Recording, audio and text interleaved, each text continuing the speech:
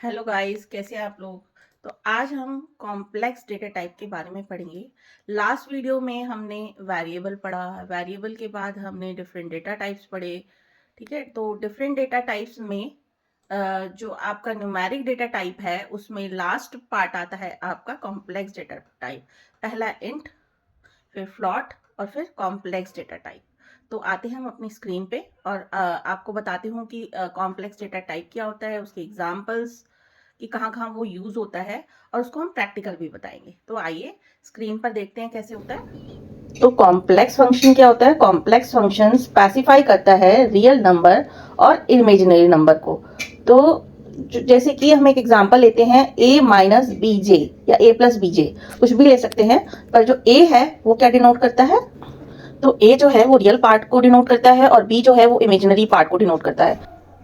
तो पाइथन में imaginary number के यूनिट को रिप्रेजेंट करने के लिए हम j का यूज करते हैं इंस्टेड टू i। तो नेक्स्ट हम कुछ एग्जांपल्स लेते हैं कॉम्प्लेक्स डेटा टाइप का यूज कहाँ कहाँ पर होता है।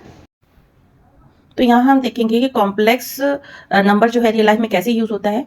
तो आप यहाँ देख पा रहे हैं कि जैसे इलेक्ट्रॉनिक्स में हम कैसे यूज करते हैं, इसको रिप्रेजेंट करते हैं कॉम्प्लेक्स नंबर को सर्किट के अंदर वोल्टेज और करंट के रूप में। तो इन दोनों एलिमेंट को हम किस में पुट करेंगे? हम सिंगल कॉम्प्लेक्स नंबर के थ्रू पुट करेंगे। ठीक है, अब नेक्स्ट एक और एग्जांपल लेते हैं। तो यहाँ v जो है वो रियल पार्ट को रिप्रेजेंट कर रहा है और l जो है वो इमेजिनरी पार्ट को रिप्रेजेंट कर रहा है। तो इन दोनों का जो कॉम्बिनेशन है वो रिप्रेजेंट करता है कॉम्प्लेक्स नंबर को। अगर हम कंप्यूटर साइंस की बात करें तो कंप्यूटर साइंस में हम CSV जो फाइल बनाते हैं, वो CSV फाइल क्या होती है? एक विजुअल रिप्रेजेंटेशन करती है। तो आप CSV फाइल को विजुअल रिप्रेजेंटेशन में यूज करते हुए देख सकते हैं। तो विजुअल रिप्रेजेंटेशन है ये जो है ये रियल एक्सेस और इमेजिनरी एक्सेस को रिप्रेजेंट करता है। ठीक है, तो हम कॉम्प्लेक्स नंबर को रिप्रेजेंट करते हैं विजुअल फॉर्मेट में। तो हम 2D इमेजेस को भी हम यूज करते हैं ऐसे कॉम्प्लेक्स नंबर। तो यहाँ आप देख रहे हैं कि रियल पार्ट और इमेजिनरी पार्ट को कैसे हम ट्रांसलेट कर रहे हैं रोटेशन ऑफ पॉइंट पे।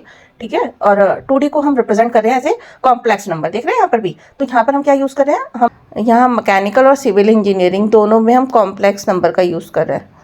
तो गाइस मैं एक एक वीडियो के लिए काफ़ी मेहनत कर रही हूँ। तो अगर मैं कॉम्प्लेक्स डेटा टाइप इतना डीप आपको मैंने बताया है विद एग्जांपल, क्योंकि बहुत सारे बच्चों को पता ही नहीं होता कि कॉम्प्लेक्स डेटा टाइप यूज़ कहाँ होता है, हम क्यों यूज़ करते हैं। वैसे तो नॉर्मली यूज़ नहीं होता, बट साइंटिफिक पर्पज़ के लिए यूज़ होता है। ठीक है, तो उसके कुछ एग्जाम्पल्स मैंने आपको बता दिए हैं। तो नेक्स्ट क्लास में मैं आपको कॉम्प्लेक्स डेटा टाइप प्रैक्टिकली समझाऊंगी, तो क्लास मिस मत कीजिएगा। तो आगे के बहुत सारे ऐसे टॉपिक हैं जो मैं आपको डीपली बताऊंगी। तो इसके लिए मेरे चैनल को सब्सक्राइब, लाइक और शेयर जरूर करें। Thank you.